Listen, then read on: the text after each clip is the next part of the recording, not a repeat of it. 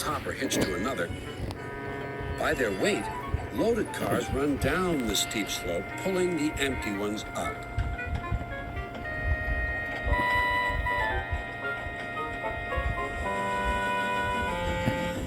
Peter Sam duly waited at the bottom of the slope for the loaded cars. He never bumped cars unless they misbehaved. But the loaded cars couldn't see him properly. They thought he was Sir Handel. Their chance for trickery had come. Faster! Faster! They yelled. No, no, wailed the empty cars. It's Peter Sam! But it was no use. Hurrah! Hurrah! Roared the cars. Peter Sam shut his eyes.